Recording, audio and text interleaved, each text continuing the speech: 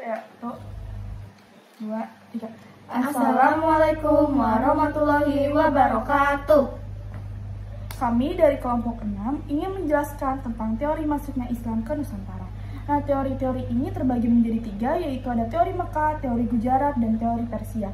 Nah, sebelum kita menjelaskan masing-masing pembagian teori tersebut, alangkah baiknya kita akan memperkenalkan diri masing-masing. Saya Natasha Cantika dari absen 26. Saya Chelsea Nadine Pardede dari absen 7. Saya Nislan Pratama dari absen 27. Dan mohon maaf kepada Bu Putri, ada salah satu anggota kami yang tidak melakukan presentasi dan tidak hadir dalam kerja kelompok, yaitu Aisyah.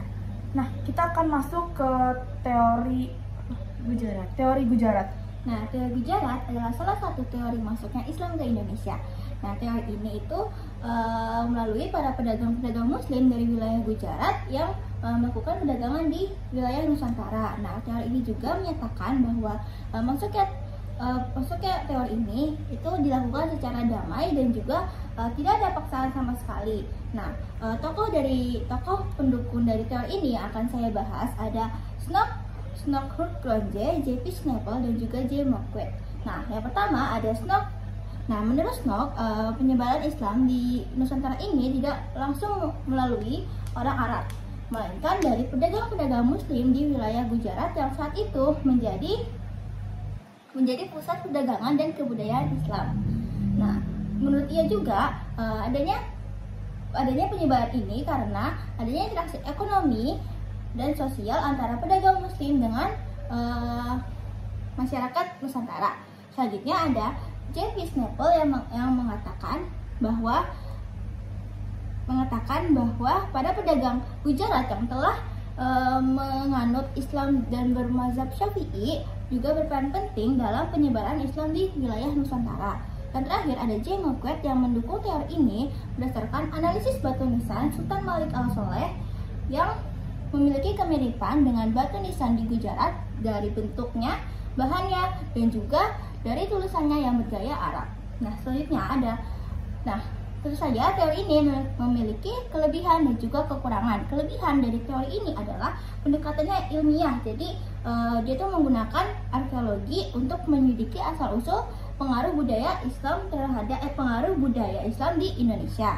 Nah, yang kedua ada fakta bahwa Islam masuk ke Nusantara secara damai dan tanpa ada paksaan sekalipun. Yang ketiga karena hubungan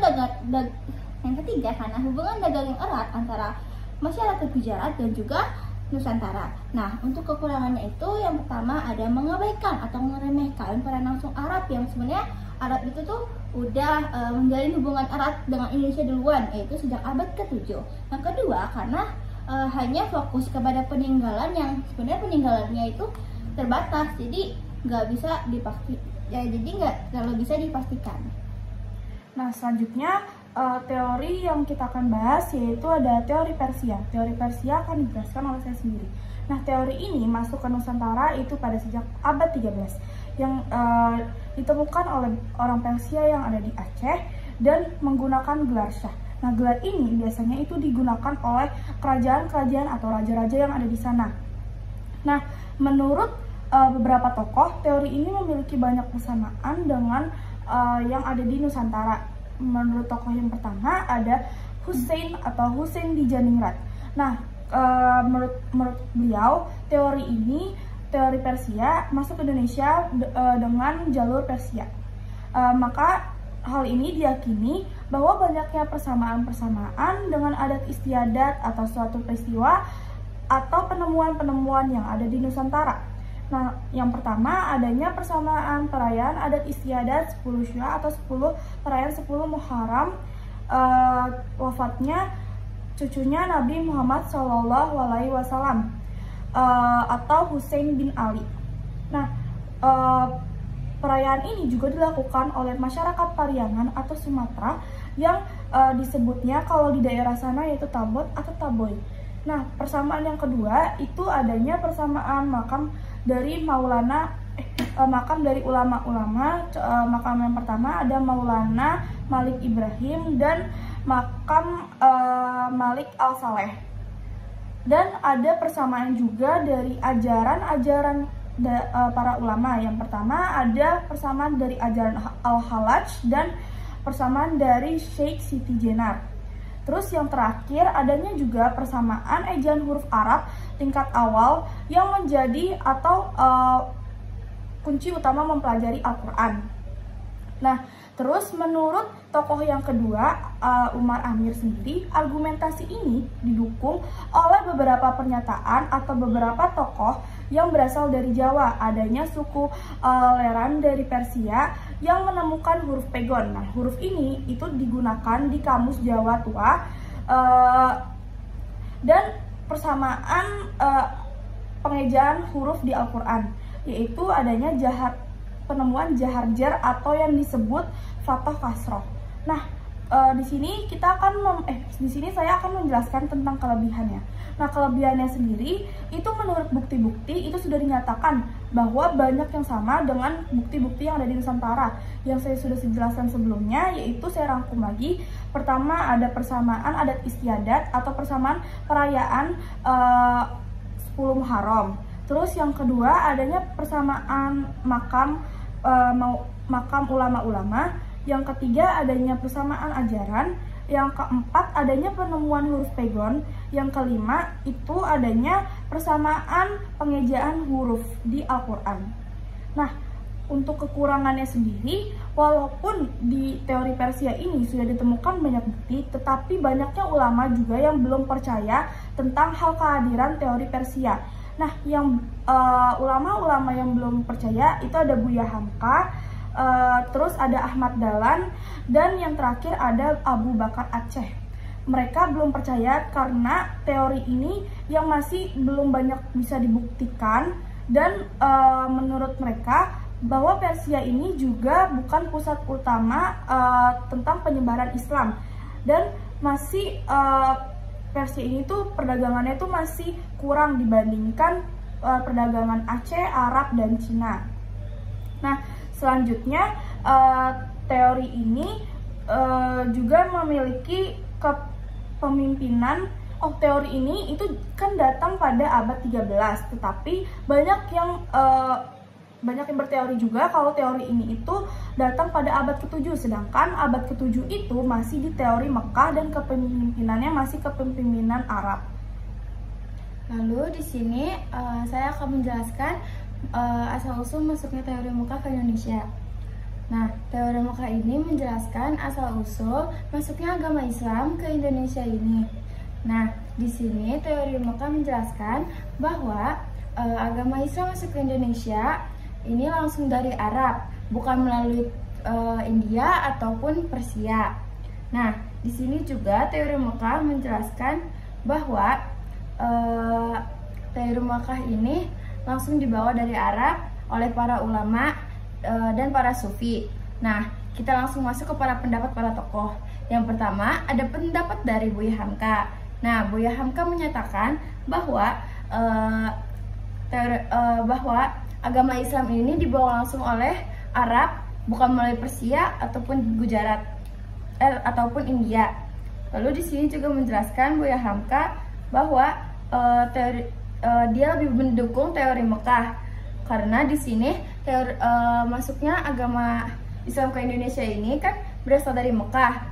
Nah, para ulama dari Mekah ini masuk ke Indonesia bukan hanya untuk mencari ekonomi saja, tetapi untuk menyebarkan agama juga. Nah, di sini juga dijelaskan bahwa penyebarannya ini dilakukan secara damai dan tidak memaksakan para penduduk atau para masyarakat. Nah, di sini juga dijelaskan Buya Hamka bahwa agama Islam masuk ke Indonesia itu pada abad ke-7. Di sini juga dijelaskan bahwa para pendakwah ulama sufi dari Arab ini khususnya dari Mekah dan Hadramaut, Yaman. Lalu lanjut yang kedua ada pendapat menurut T.W. Arnold yang mengemukakan bahwa para pedagang Arab dominan dalam perdagangan Barat Timur sejak abad ke-7 sampai 8. Nah, dalam dalam perdagangan juga, Indonesia dan Arab ini sudah menjalin hubungan sejak abad ke-7 sampai 8 Masehi. Di sini juga dijelaskan bahwa para sufi dan ulama Arab ini menyebarkan agama Islam ini dengan aktivitas perdagangan mereka. Lalu di sini juga diamati bahwa adanya perkampungan Arab pada abad ke-7 di pantai Sumatera, di pantai barat Sumatera. Lalu lanjut ke ketiga, pendapat menurut tokoh yang ketiga ini adalah pendapat tentang oleh Jacob van Leer. Di sini dijelaskan seorang sejarawan dan ilmuwan Belanda mendukung teori Mekah dengan mengamati bahwa banyak pengaruh Arab yang merubah berbagai aspek di Indonesia. Yang pertama dari arsitektur, lalu yang kedua dari budaya. Indonesia juga terpengaruh. Jadi Arab ini juga membawa pengaruh yang cukup terlihat di Indonesia. Yang pertama dari arsitektur dan juga dari budaya. Lalu di sini Islam juga menekankan peran penting bahwa pedagang dan ulama Arab dalam penyebaran Islam ini benar-benar ingin menyebarkan agama, bukan hanya untuk semata-mata untuk mencari ekonomi saja. Lalu kita di sini lanjut ke kelebihan. Nah, kelebihan teori Mekah ini yang pertama, teori Mekah ini dibawa langsung oleh Arab dan bermazhab, dan ada juga mazhab Syafi'i. Nah, mazhab Syafi'i itu apa sih guys? Nah, mazhab Syafi'i ini adalah mazhab yang digunakan oleh oleh orang-orang Arab dan dibawa ke Indonesia. Lalu mazhab yang ada di Indonesia, jangan ketawa terus, aku nggak bisa. Lalu mazhab yang di Indonesia ini dan mazhab yang berada di Arab ini sama, yaitu mazhabnya Syafi'i. Lalu juga ada gelar Al-Malik yang digunakan oleh Raja Samudra Pasai, yang sama dengan gelar yang ada di Mekah. Nah, lalu di sini juga dijelaskan bahwa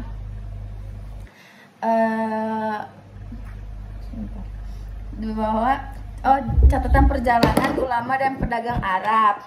Nah, di sini juga yang membuat buktinya tuh sangat kuat adalah teori Mekah ini atau masuknya agama Islam ke Indonesia ini pada abad ke-7 Masehi berbeda dengan teori-teori yang lain, yang pokoknya lebih dulu lah ya teori Mekah ini datang ke Indonesia, pokoknya agama Islam ini dari Mekah. Nah, ini juga didukung oleh Buya Hamka yang menekankan langsung dari Arab. Lalu di sini kita masuk ke di sini kan sudah ditemukan kan perkampungan Arab di Sumatera, di Sumatera, tepatnya di pantai barat di pantai barat. Nah, aku ketemu sumpah. Udah cepet lanjut, udah 13 menit. Nah, di sini juga kita akan menjelaskan kekurangannya. Nah, apa aja sih kekurangannya? Nah, di sini kita dijelaskan kekurangannya bahwa kurangnya bukti arkeologis tentang teori Mekah ini. Lalu yang kedua, di sini tidak dijelaskan secara detail bagaimana penyebaran agama Islam ke Indonesia ini tuh bagaimana. Dia hanya menggunakan bukti yang belum tentu pasti gitu. Dia tuh lebih mengandalkan bukti yang belum benar-benar konkret guys gitu. Terus di sini kita masuk ke kesimpulan. Nah, kesimpulannya adalah menurut kelompok kami teori Mekah ini adalah teori yang paling masuk akal, karena teori ini menggunakan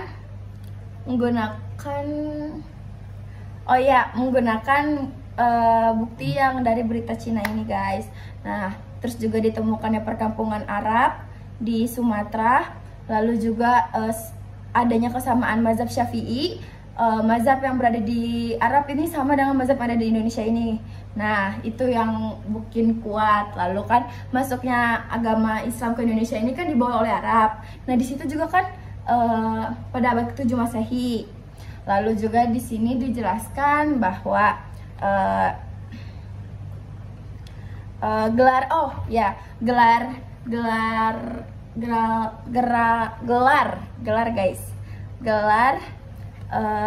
yang sama antara raja di Mekah dengan raja yang ada di Indonesia, yaitu gelar Al-Malik. Lalu di sini dilanjutkan.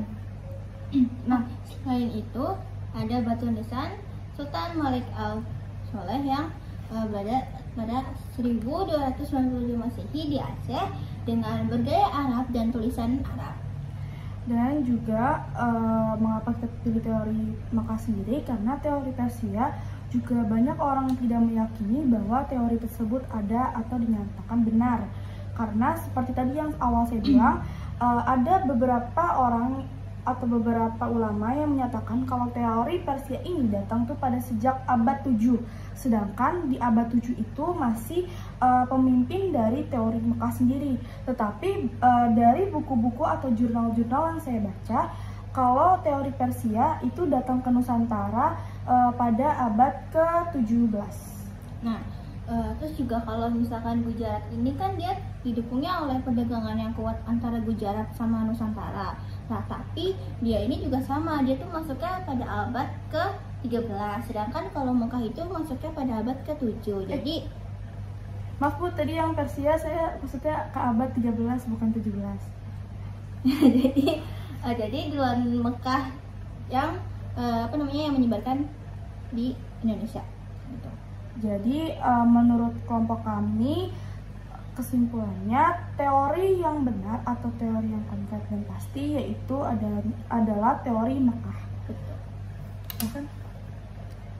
Nah, di sini juga kan teori Mekah ini lebih banyak mungkin buktinya, cuman kurangnya di bukti arkeologisnya saja. Tapi kan sudah banyak yang yakin bahwa teori Mekah ini benar-benar teori yang dapat dipercaya karena kan masuknya juga dari abad 7. Lanjut. Nah, terus ya kalau misalkan teori yang lainnya ini buat bukti arkeologinya itu juga sebenarnya ada, cuman nggak sepasti teori Mekah gitu. Dan kalau teori Persia sendiri itu alirannya, maksudnya yang mengikut Islam itu aliran Sunni, bukan aliran dari Persia sendiri. Terus juga masuknya para ulama dan sufi Arab ini ke Indonesia ini didorong oleh motivasi spirit, yaitu penyebaran. Dia tuh jadi lebih berfokus untuk menyebarkan agama Islam ke Indonesia. Ada yang ditambahkan? Sekian dari kelompok kami. Mohon maaf bila ada kesalahan kata ataupun perbuatan. Mohon maaf karena ada satu anak murid yang tidak hadir. Dan mohon maaf Bu, tadi kita presentasinya kurang maksimal, ketawa-tawa karena emang minusnya pakai video begini Bu. Kita udah ngetek berapa kali Bu, udah ngetek 4 Jujur kali Bu, lebih. kami lebih suka untuk presentasi secara langsung ya Bu. Dan saya mewakilkan isi hati saya ya Bu, dari kelompok Sriwijaya itu Bu, saya sebenarnya kurang suka Bu presentasi online Bu, karena nervous Bu, beda. Sumpah ya Bu, maaf kalau misal tadi kelihatan kagok, kelihatan ketawa, banyak bercanda. Iya Bu, karena kita one take, kan kata Ibu no cut. Nah kita one take tuh begitu Bu. Jadi ya kita juga mas take ulang Bu, karena kita masih ada sosiologi dan lain-lain. Itu pakai tugas video juga. Sekian dari presentasi dari kelompok kami. Mohon maaf. Wassalamualaikum warahmatullahi wabarakatuh.